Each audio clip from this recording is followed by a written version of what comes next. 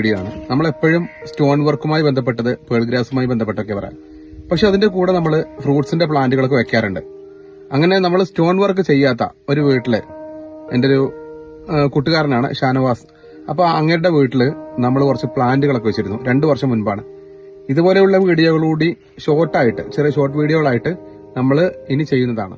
ഷാനവാസ് ബ്രോയുടെ വീട്ടിൽ നമ്മൾ വെച്ച കുറച്ച് പ്ലാന്റുകൾ, അതായത് കാറ്റ്മൂൺ എന്ന് പറയുന്ന ഒരു മാംഗോ പ്ലാന്റ്, ഞാൻ പല വീഡിയോകളിലും ഇതിനകത്ത് പറഞ്ഞിട്ടുണ്ട്. വളരെ നല്ലൊരു മാങ്ങാ പ്ലാന്റ് ആണ് കാറ്റ്മൂൺ. അപ്പൊ കാറ്റ്മൂൺ മാംഗോ വെച്ചിരുന്നു. അതുപോലെ തന്നെ ഒരു വിയറ്റ്നാം സൂപ്പർ എർലി ഉണ്ടായിരുന്നു. പിന്നെ ഒരു ഡാങ് സൂര്യ, റംബുട്ടാൻ, അബിയു, ചിക്കു, ഇങ്ങനത്തെ കുറച്ച് പ്ലാന്റ്സുകളൊക്കെ വെച്ചിരുന്നു.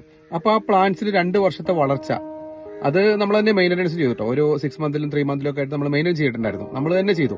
അപ്പൊ ഗ്രാസ് ആണെങ്കിലും ഷ്രബ് ചെടികളാണെങ്കിലും അതുപോലെ തന്നെ ഫ്രൂട്ട്സിന്റെ പ്ലാന്റുകളാണെങ്കിലും ഇതൊക്കെ ഞങ്ങൾ തന്നെ ചെയ്യുകയാണെങ്കിൽ അതിനുള്ള ബെനിഫിറ്റ്സ് ഉണ്ടാകും എന്ന് നിങ്ങൾക്ക് ബോധ്യപ്പെടുത്താൻ വേണ്ടി മാത്രമാണ് ഈ ഒരു കുഞ്ഞു വീഡിയോ. ഇതാണ് മനോഹരമായ പ്ലാന്റുകൾ. അതായത് വിയറ്റ്നാം സൂപ്പർലിയുടെ ജാക്ക് ഫ്രൂട്ട് വെച്ചിട്ടുണ്ട്.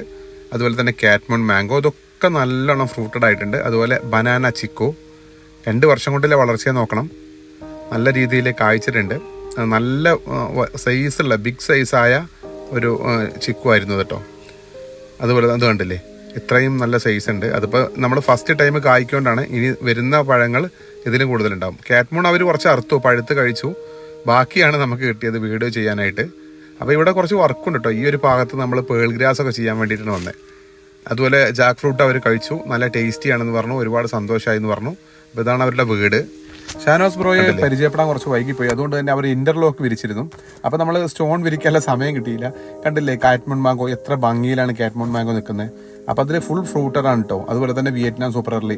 ഇനി ഈ ഭാഗങ്ങളിലൊക്കെ നമ്മൾ ലാൻഡ്സ്കേപ്പിന്റെ രൂപം തന്നെ മാറ്റുകയാണ്. കുറച്ച് പേൾ ഗ്രാസും കാര്യങ്ങളൊക്കെ സെറ്റ് ചെയ്യാൻ പോവാണ്. പേൾ ഗ്രാസ് കംപ്ലീറ്റ് സെറ്റ് ചെയ്യുന്നതിന് മുൻപായിട്ടാണ് എന്ത് ചെയ്യണത്, നമ്മൾ വീഡിയോ ചെയ്യണത്. സെറ്റ് ആവാനൊരു 15 ദിവസമെങ്കിലും വേണ്ടി വരും. ഇവിടെ മെക്സിക്കൻ ഗ്രാസ് വെച്ചിട്ടുണ്ടായിരുന്നു. അബിയു പ്ലാന്റ് കണ്ടില്ലേ, 2 വർഷത്തെ വളർച്ച. അതുപോലെ തന്നെ ഡാങ് സൂര്യയുടെ വളർച്ച, 2 വർഷത്തെ വളർച്ച.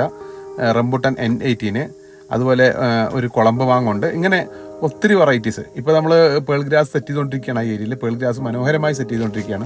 മഴയൊക്കെ വരുന്ന സമയത്താണ് നമുക്ക് പേൾ ഗ്രാസ് എത്തിയത്. അപ്പോൾ നമ്മൾ പണിക്കാരെ ചെയ്തുകൊണ്ടിരിക്കുന്നുണ്ട്. ലേബേഴ്സ് നമ്മുടെ കൂട്ടുകാരനെയാണ്. നല്ല രീതിയിൽ ഒരു വർക്ക് ചെയ്തുകൊണ്ടിരിക്കുന്നുണ്ട്. അങ്ങനെ ഫൈനലി പേൾ ഗ്രാസിന്റെ വർക്കുകൾ കഴിഞ്ഞു. ഷ്രബുകൾ വെച്ചിരുന്നു. അതുപോലെ കുറച്ച് അരീക്കപ്പാമുണ്ട്. അങ്ങനെ ആ ഒരു ഏരിയ, നമ്മൾ ഫസ്റ്റ് കണ്ട ആ ഒരു ഏരിയ ഇപ്പം ഇതുപോലെയാക്കി. കഞ്ചസ്റ്റഡായ ഏരിയയാണ്. അതിനകത്ത് വെക്കാൻ പറ്റുന്ന ഫ്രൂട്ടുകളാണ് വെച്ചത്.